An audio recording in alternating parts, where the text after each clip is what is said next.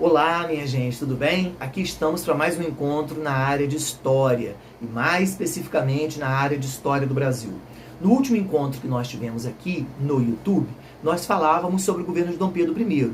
O governo de Dom Pedro I, ou chamado Primeiro Reinado, como a historiografia brasileira consagrou, é o período constituído entre 1822, que é o ano da proclamação da independência, até o ano de 1831, quando houve a abdicação de Dom Pedro I, no 7 de abril de 1831.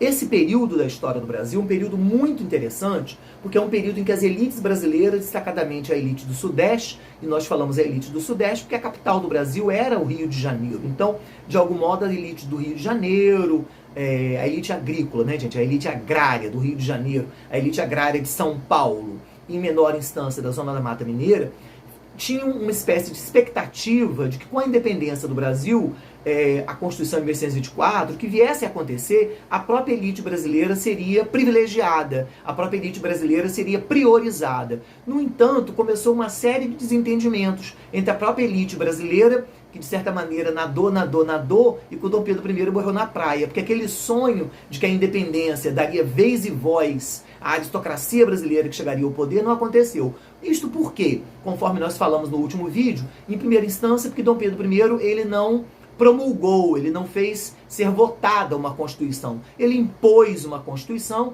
e ele foi um menino educado pelo absolutismo europeu, né? Para ser um rei europeu. E ele não está na Europa, ele está no Brasil. Então, ele impôs uma Constituição. Toda Constituição imposta, ela não é promulgada, ela é outorgada. Então, houve a outorga da Constituição de 1824, o que deixou a elite brasileira muito desconfortável, além do fato de que nessa Constituição, conforme nós falamos também no último vídeo, não havia 3 poderes. Esse é um ponto também muito tenso. Havia 4 poderes. O poder executivo, que é o próprio Dom Pedro I, o poder moderador, que é um poder pessoal, não é nem a condição de chefe do executivo. É um poder pessoal para parar e resolver quaisquer questões no Brasil, inclusive as questões de ordem jurídica. Então vejam que é um soberano absoluto, um soberano autoritário, que se reveste de um poder constitucional por uma Constituição que ele mesmo impôs ao país. E havia um poder legislativo, que na verdade não operava, porque ele fechou o parlamento brasileiro, que hoje se chama de Congresso, mas na época chamava-se parlamento. Ele fechou o parlamento, ele dissolveu a Assembleia em 1823, e um poder judiciário a partir de uma lista tríplice de juízes que ele escolheria quem seria o juiz maior do Brasil. Então,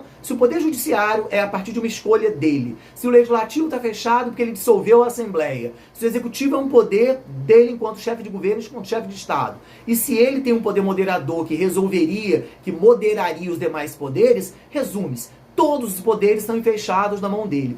Além disso, há um outro drama a ser constituído. O fato de que Dom Pedro se aproximou de maneira bastante grave, bastante delicada, ele se aproximou dos portugueses aqui no Brasil. Aquela galera que veio de Portugal, que veio com Dom João VI lá em 1808, né? Depois o Brasil foi levado à reina em 1815, e esse grupo foi angariando muitos privilégios e prestígio aqui no Brasil. E Dom Pedro não se desvincula, Dom Pedro não se despluga desses grupos portugueses aqui no Brasil. E aí, só como curiosidade, como observação, as principais pastas de ministérios que Dom Pedro criou, gente, ministérios que eu falo, relações exteriores, a área da agricultura, né, a economia brasileira, toda nas mãos de grandes nomes da fidalguia portuguesa que morava no Brasil. É claro que a elite brasileira se sente profundamente desconfortável, profundamente desgostosa com esse tipo de ação, com esse tipo de atitude de Dom Pedro I aqui no Brasil. E aí, em que pese tudo isso que eu falei, há outros episódios que tornaram essa relação delicada, né? O príncipe virou um sapo, né, gente? Porque o príncipe de outrora, ali do 7 de setembro, foi virando um quase sapo-boi, né? Porque há outros problemas a serem considerados. Por exemplo, em Portugal, aqui é bom dizer, Dom João VI acaba morrendo, que é o pai de Dom Pedro I. Quando Dom João VI morreu, quem é o herdeiro legítimo? É o próprio Dom Pedro. E aqui no Brasil temia-se que se Dom João VI morrendo, ele tivesse que herdar o trono de Portugal, ele poderia voltar para Portugal e o Brasil voltaria à condição de uma área subordinada a Portugal. Dom Pedro, então, abdica dessa possibilidade de ser sucessor em favor da filha dele, Dona Maria da Glória.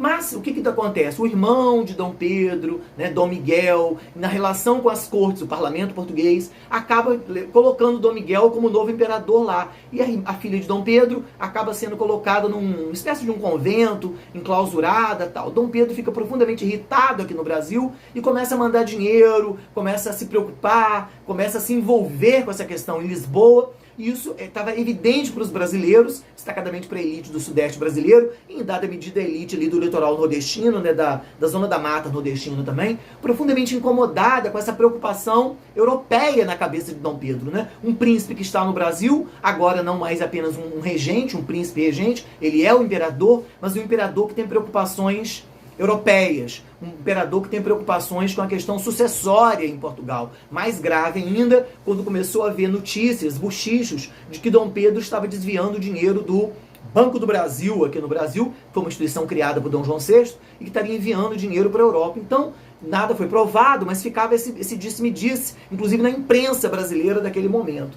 Então, tem essa série de questões a serem consideradas. Outro ponto também interessante é os países, outros países, né? Os países vizinhos ou não vizinhos reconheceram a independência do Brasil? Bom, o primeiro país que reconheceu o Brasil como um país independente foram os Estados Unidos, em função daquela doutrina, da doutrina Monroe, América para os americanos. Certamente já ouviram falar disso em algum momento. Os Estados Unidos, temerosos de que a Europa, por conta do Congresso de Viena e da Santa Aliança, de que a Europa viesse a promover alguma coisa contra os países da América, os Estados Unidos quiseram criar uma área de reserva da América Latina, para eles próprios. Daí o lançamento da doutrina Monroe, América para os americanos. Só falta dizer americanos do norte, né? Para ficar bem claro, América anglo-saxônica. Mas, de toda forma, os Estados Unidos foram primeiro. Depois veio a Inglaterra. Mas para que o Brasil fosse reconhecido pelos Estados Unidos e logo depois pela Inglaterra, de certa maneira, o Brasil se curvava a um poder internacional, o que também era objeto de muito questionamento aqui no Brasil. Né? Por que a Inglaterra demorou? A Inglaterra só reconhece a independência do Brasil, que era o nosso principal parceiro comercial naquela época.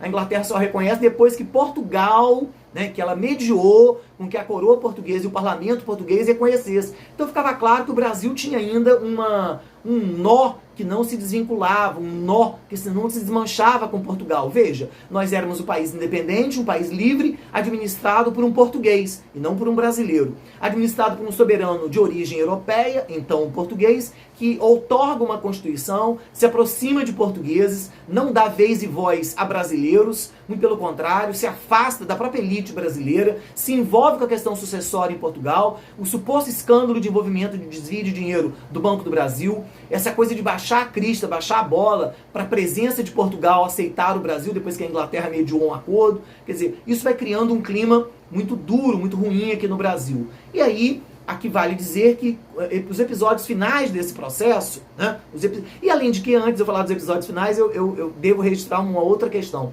O fato de que a economia brasileira ia muito mal, porque a cana-de-açúcar ia mal desde o século XVII. O ouro havia escasseado no século XVIII. Nós estamos no XIX e não tem o café ainda. O café é no governo de Pedro II, governo de Pedro de Alcântara, na segunda metade do século XIX. Então, não tem nenhum produto na pauta de exportação brasileira que tivesse bem. E para completar esse quadro, né, um jornalista mineiro chamado de Ouro Preto, natural de Ouro Preto, chamado Líbero Badaró, escreveu num jornal em São Paulo um artigo duríssimo contra Dom Pedro, o artigo intitulado O Brasileiro Resoluto. Resoluto é a pessoa teimosa, cabeça dura, né, gente? Em que ele chama Dom Pedro abertamente de teimoso, cabeça dura, comparando Dom Pedro a um soberano europeu, dizendo que ele se comporta como soberano tirano e autoritário. Resultado, o Líbero Badaró é assassinado, o jornal é empastelado, Líbero Badaró é morto, faz uma descoberta de que havia homens da guarda pessoal de Dom Pedro envolvido nisso. Dom Pedro, para abrandar, amainar a situação, Dom Pedro decide fazer uma viagem para Minas para tirar ele próprio da imagem, ele próprio da mídia. E aí, quando ele chega a Minas, ele chega em Ouro Preto. Ninguém da comitiva, né, gente? Os assessores não disseram para ele que o Líbero Badaró era mineiro. Panos pretos nas janelas, sinal de luto, Dom Pedro volta para o Rio. Quando ele volta para o Rio, os portugueses se acharam no direito de fazer uma festa para ele, uma festa de desagravo, já que os brasileiros de Minas o trataram mal. E aí os brasileiros, incomodadíssimos com isso, promove um quebra-quebra na chegada de Dom Pedro no Rio de Janeiro. Esse episódio, nos últimos dias de março e 1º de abril, entrou para a história com o nome de Noite das Garrafadas. Diante da ingovernabilidade, diante do fato de que já não tem mais como reter os ânimos, e ele percebe que a elite brasileira está para promover a possibilidade de até mesmo um golpe contra ele, Dom Pedro decide renunciar, porque ele quer ir embora para Portugal de vez e abandonar a situação aqui no Brasil. Bom, aí nós chegamos à abdicação de Dom Pedro no 7 de abril de 1831. Desse momento, a gente diz, o Brasil está definitivamente com laços cortados com Portugal. O que vai acontecer no Brasil? Período regencial. Mas aí já é uma outra história, um outro momento, um outro vídeo. Muito obrigado, minha gente.